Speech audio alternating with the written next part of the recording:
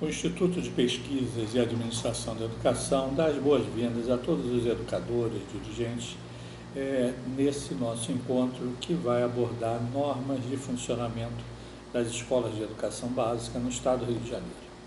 O IPAE tem sua sede no Rio de Janeiro, foi fundado em 1973 e, ao longo desses mais de 50 anos, sempre concentrou as ações na área de educação básica superior. Obviamente que temos acompanhado no estado do Rio de Janeiro o bom trabalho feito pelo Conselho Estadual de Educação, pela Secretaria de Educação, pelos sindicatos, pelas entidades que congregam instituições de ensino, e mais temos tido um número significativo de consultas sobre aspectos pontuais que são aplicados às escolas de educação básica, entendendo assim escolas de educação infantil, fundamental, média e também cursos livres. O IPAE tem hoje uma cooperação técnica com alguns sindicatos e tem colaborado com, inclusive, os conselhos de educação. Nós temos o Instituto um convênio de cooperação técnica, inclusive com o Fórum dos Conselhos Estaduais de Educação, e temos acompanhado, junto com as entidades sindicais, os avanços e dificuldades que às vezes ocorrem nas instituições. Mas nós vamos dividir esse nosso encontro em 3 partes. Na primeira parte, vamos fazer uma abordagem mais geral sobre o funcionamento do estabelecimento de ensino.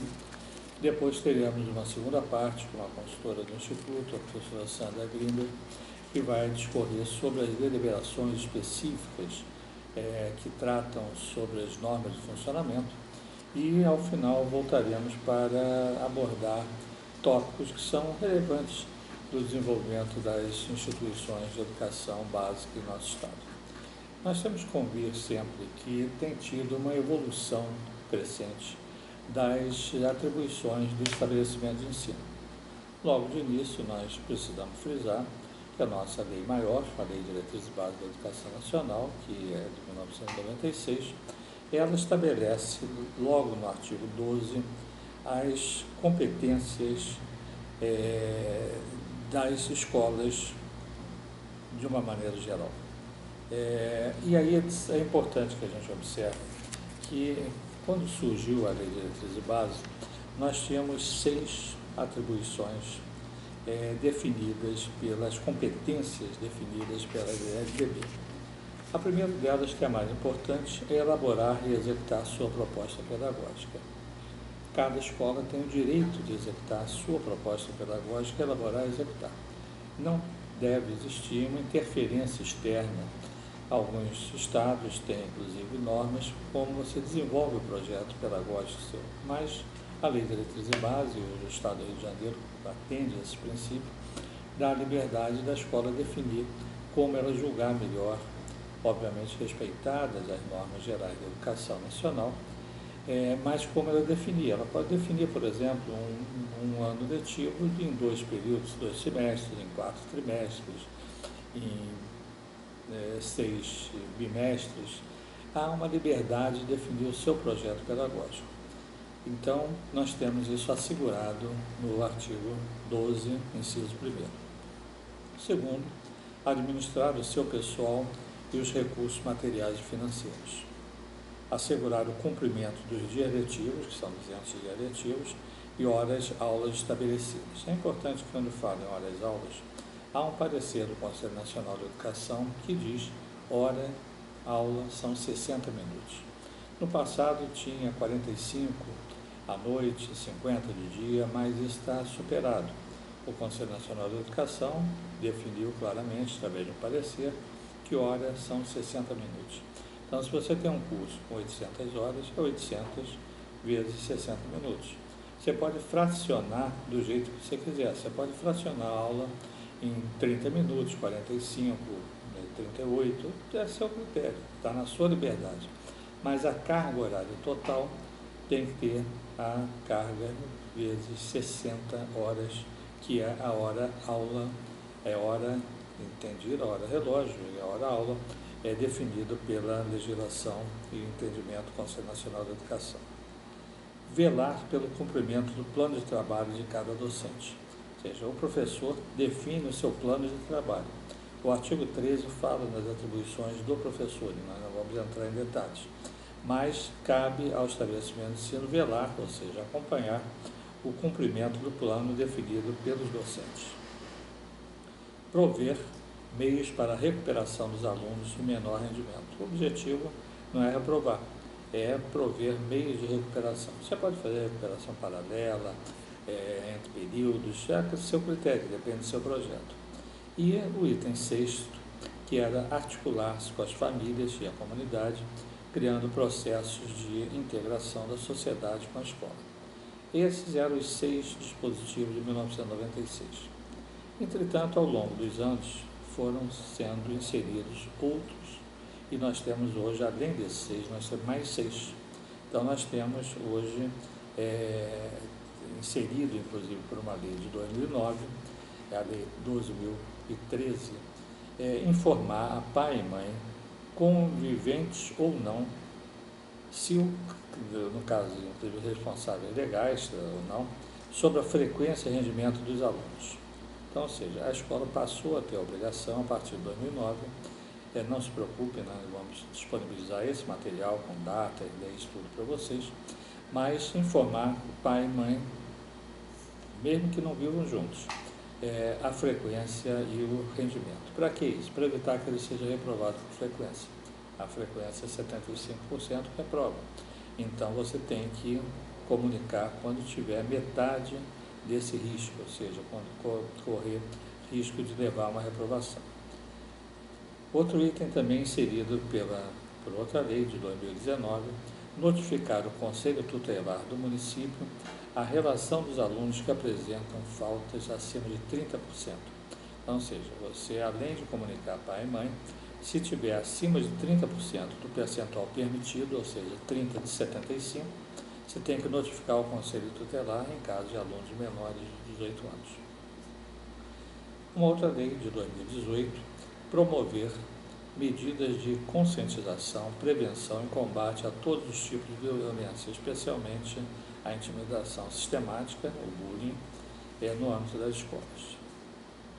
Em 2018, uma outra lei também definiu competência e obrigação de estabelecer ações destinadas a promover a cultura de paz nas escolas. Tem um pouco a ver com a lei anterior, mas ela traz realmente, dentro desse mesmo conceito, da própria lei, a 13.663, que fala no combate e fala na cultura de paz. 2019, nós tivemos também uma outra lei que acrescentou o inciso 11, promover ambiente escolar seguro, adotando estratégias de prevenção ou enfrentamento do uso ou dependência de drogas. É um problema complexo, como todos vocês sabem, lidar com o aspecto do dependente, mas cabe à escola a obrigação nesse sentido. E também, agora aprovado em 2023, pela Lei 14.644, instituir, na forma da lei, os conselhos escolares. Então, todas as escolas têm que ter um conselho escolar.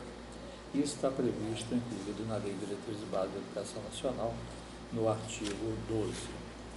Feitas essas considerações, nós temos que partir para um segundo aspecto, que são as resoluções do Conselho Nacional de Educação e seus reflexos nas escolas. Nós temos o Conselho Nacional de Educação que define normas nacionais, Base Nacional Comum Curricular, por exemplo, define aspectos sobre vários tópicos. E o Conselho Nacional de Educação tem uma Câmara de Educação Básica, um Conselho Pleno e uma Câmara de Educação Superior. Obviamente que a maioria das questões estão na Câmara de Educação Básica. O Conselho Nacional de Educação não é um órgão recursal do Conselho Estadual de Educação. O Conselho Estadual de Educação, que deliberou, é terminativo. Não vai ao Conselho um recurso, como acontece no Judiciário. No Judiciário, você tem uma decisão do Tribunal do Estado do Rio de Janeiro, por exemplo, e você pode recorrer para o Tribunal Superior, em Brasília, e até o Supremo Tribunal Federal, como grau recursal. Mas em educação não existe. Você tem que encerrar a instância ali. Mas o Conselho Nacional de Educação, ele não tem normas impositivas totalmente para as escolas, porque isso remete à competência dos conselhos estaduais, que nós vamos comentar mais à frente. Mas é importante que o dirigente educacional conheça e acompanhe as normas definidas pelo Conselho Nacional de Educação, e as reuniões do Conselho são mensais, saem pareceres, deliberações, resoluções. O Conselho Estadual de Educação chama deliberação, o Conselho Nacional de Educação chama resolução. Na prática é a mesma coisa, tá? Mas são terminologias diferentes e que definem realmente pontos, que são diversos pontos que precisam ser observados pelos dirigentes e pelas equipes. Agora, é importante que a gente comente um outro aspecto, são os conceitos institucionais. Em alguns momentos nós ouvimos falar em estabelecimento de ensino, tá? Esse é mais ou menos comum, mas normalmente se usa o termo instituições educacionais e empresas educacionais, e aí é uma fundamental diferença. Instituição é entidade sem fins lucrativos. Empresas são entidades com fins lucrativos, que são as entidades mantenedoras. O estabelecimento de ensino é uma entidade mantida.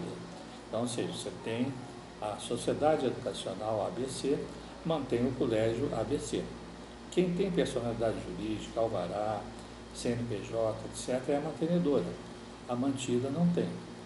A mantenedora tem o seu estatuto, se for uma entidade sem fins lucrativos, associação, fundação, tem seu estatuto, e se for uma sociedade anônima, também tem seu estatuto.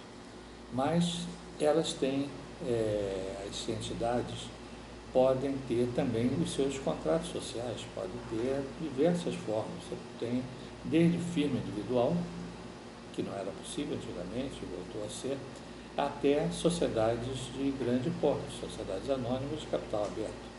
Mas isso são as empresas educacionais ou instituições educacionais. Então, fica bem claro que toda escola tem que ter uma entidade mantenedora, que é quem contrata, quem recebe, quem tem toda a responsabilidade tributária. O colégio não tem responsabilidade tributária. O colégio é uma entidade mantida e não tem personalidade jurídica. Ou seja, seu estatuto não é, ou seu contrato social, da mantenedora é registrado na junta comercial ou cartório de registro civil das pessoas jurídicas. E no interior tem outros critérios. A cidade do Rio de Janeiro é um cartório único. Mas nós temos aí que ter a entidade mantenedora. Sem entidade mantenedora não existe condição de manter uma escola. E a escola é regida por quê? Pelo seu regimento. É um aspecto fundamental, nós vamos comentar um pouco mais à frente sobre a importância e a relevância do regimento, mas toda escola tem que ter um regimento. Esse regimento ele não é aprovado pela Secretaria de Educação, pelo Conselho Estadual de Educação, mas é analisado. Você tem liberdade de definir o seu regimento como você quiser, e nós vamos comentar um pouquinho até as diretrizes do Conselho Nacional de Educação. O regimento ele tem que ser feito pela equipe, pelos professores, direção, definiu, o mantenedor aprovou, registro em cartório de títulos e documentos. Isso não era obrigatório, mas por que passou a ser necessário? Porque aí é que permite que qualquer pessoa tenha acesso. O regimento ele tem que ser disponibilizado para os alunos. Ele pode botar no site, pode também não botar, ter cópia para ter na biblioteca, para tirar cópia na secretaria, ele tem direito a ver, mas ele tem que ter visão pública. E aí, para evitar que você altere e não dê conhecimento, toda vez que você altera o regimento, você tem que publicar, tem que registrar em cartórios de títulos e documentos, que é diferente do cartório de pessoas jurídicas. Título e documentos você registra qualquer coisa. O título do cartório de pessoas jurídicas você registra contrato social, estatuto, etc. Então, ou seja, a entidade mantida ela pode até ter o mesmo nome da mantenedora, você ter o colégio ABC, e é o colégio ABC limitado, se é uma limitada, ou se é uma associação, pode ser a colégio ABC, mas ele não tem obrigação de ter o mesmo nome mas pode ter. Então você tem essa liberdade, você pode ter mantenedor e mantida com o mesmo nome. Um tem CNPJ, o outro não tem, porque o mantido é o que é subordinado às regras da Secretaria de Educação. A Secretaria de Educação não interfere nos aspectos da mantenedora. A Secretaria de Educação analisa, tem que ver o estatuto, o regimento, tem que ver CNPJ, o contrato social, mas ainda não vai interferir, dizer, olha, não pode ter 70% para um sócio, 30% para outro. Isso é definido pela entidade mantenedora. Você pode ter entidade com 99% e outro sócio tem 1%, não tem problema nenhum, pode ser 50%, 50%, como for definido entre os sócios. A Secretaria de Educação não interfere. Ela vai querer ver e tem que mandar para ela, nos processos, o contrato social ou o estatuto da entidade. Então, nós temos realmente que observar, os conceitos são diferentes. Entidades mantenedoras e instituições mantidas que têm que ter normas próprias. Agora, o que rege a entidade mantenedora? Só reafirmando, é o estatuto ou o contrato social ou normas que são definidas pela entidade mantenedora. O que rege a mantida? O regimento. Então, são coisas bem claras e que precisam ser observadas nesse sentido. Agora, como é que você tem um regimento? Existe um modelo de regimento? Não, não existe. Você pode redigir o seu regimento como você queira. Tá? Existe uma praxe de você utilizar artigo, parágrafo, inciso, mas isso não é obrigatório. O Conselho Nacional de Educação, ao analisar um processo já há muito tempo, deu um parecer número 3, de 21 de fevereiro de 2006, dizendo que o regimento pode ser redigido, inclusive, em linguagem corrida. Tá? Você não precisa ter artigo, parágrafo, tal. Você pode ter parágrafos, você pode ter textos, e esses textos são válidos, segundo o Conselho Nacional de Educação.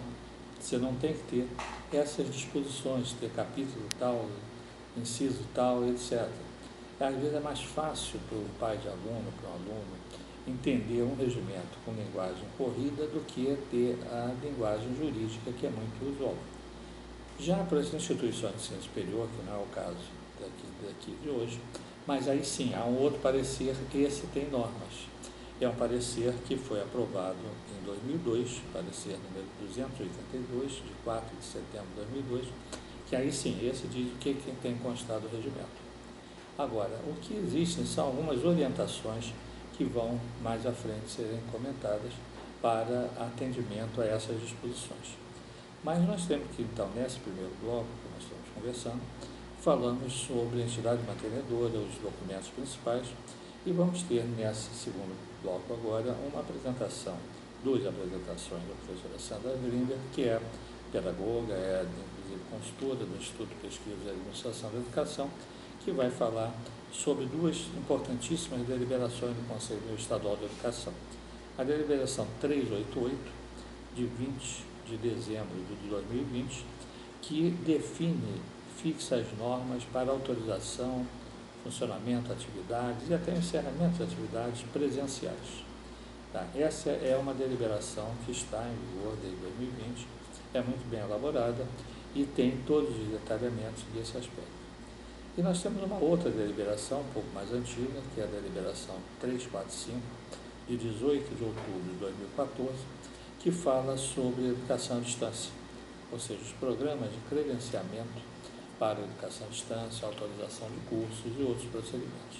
São normas que estão claras, o Conselho deixa isso bastante explicado, existem formulários próprios, o Conselho tem elaborado tudo, onde você entra nos processos, você entra nas coordenadorias de ensino, existe a necessidade de conhecer melhor esse ponto.